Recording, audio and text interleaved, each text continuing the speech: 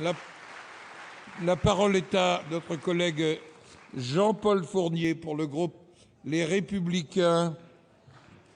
Vous avez la parole. 2 minutes. Bien, Monsieur le Président, Mesdames, Messieurs les ministres, mes chers collègues, ma question s'adresse à Monsieur le ministre de l'Intérieur. En matière de lutte antiterroriste, le constat est alarmant quant à la place que vous accordez aux maires. Un échange d'informations inopérant, un manque de dialogue patent entre les services régaliens de l'État et les collectivités territoriales nous empêchent de nous saisir pleinement de nos pouvoirs de police et de contribuer efficacement à la politique de prévention en la matière. Comment se fait-il que je puisse découvrir dans la presse nationale que 2 individus fichés S, dont l'un était en possession de 70 drapeaux de Daesh, ont été arrêtés au sein même de ma ville, condamnés à des peines de liberté conditionnelle et apprendre qu'ils se sont désormais volatilisés dans la nature? Les premiers magistrats de nos communes sont tenus à l'écart des principales affaires qui se déroulent sur leur propre territoire. Un partage minimal d'informations serait pourtant à même d'orienter judicieusement nos actions municipales. Nous ignorons au sein même de nos services s'il se trouve des agents municipaux fichés S ou si des intervenants d'associations partenaires de la ville sont eux-mêmes soupçonnés de radicalisation. Ce n'est pas admissible. Dans le cadre local de la prévention et de la radicalisation, les maires, qui sont ceux qui connaissent le mieux leur population et fournissent dès lors beaucoup d'informations au service de l'État, devraient pouvoir bénéficier en retour de la part de l'État de renseignements utiles. Le gouvernement compte-t-il faire évoluer le renseignement territorial français en intégrant réellement le maire comme un véritable partenaire?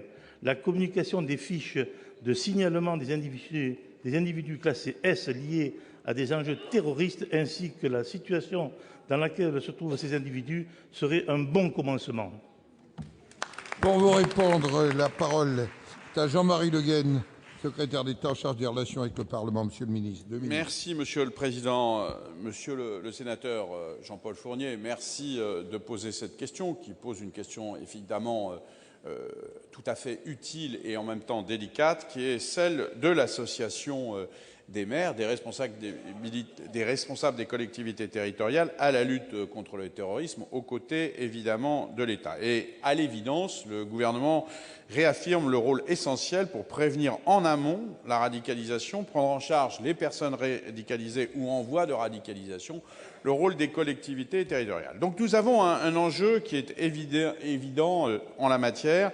Et le Premier ministre a mis en place un plan d'action contre la radicalisation et le terrorisme qui vise à amplifier l'action de prévention, mais aussi d'impliquer l'ensemble des acteurs du pôle public, de l'action publique. Ce plan d'action donc prévoit tout d'abord une plus grande association des collectivités, ainsi des conseils départementaux qui participent déjà aux cellules préfectorales de suivi de la radicalisation et des familles et d'accompagnement des familles seront dynamisés. S'agissant des communes, puisque c'était le cœur de votre préoccupation, le ministre de l'Intérieur a proposé leur intégration dans le dispositif de prévention. À cet effet, une convention cadre entre l'État et l'AMF sera signée le 18 mai prochain. Oui, c'est ça, demain même, afin de mieux détecter les personnes qui se radicalisent, de favoriser la remontée des signalements vers les autorités compétentes, de mettre en œuvre, sous la coordination des préfets, un suivi social adapté à chaque situation. Donc l'implication des communes et des intercommunalités est un élément structurant de notre réponse publique. Et bien évidemment, il faut mettre à la disposition des élus locaux des moyens nouveaux. Ainsi, des kits de formation sont désormais accessibles, tout comme des modules de formation en ligne sur la radicalisation qui ont été créés par le ministère de l'Intérieur pour permettre à chaque agent public d'être sensibilisé sur ces phénomènes de radicalisation. Bref, à travers votre question, je veux remercier ici l'implication de l'ensemble des élus de la République qui, aux côtés des pouvoirs publics, mettent en œuvre cette politique de prévention de la radicalisation. Merci. Monsieur Fournier pour 6 secondes.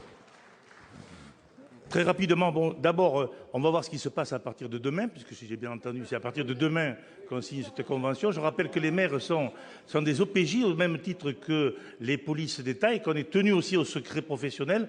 Donc je ne vois pas pourquoi il n'y a pas cette confiance qui s'instaure dans ce domaine. Merci.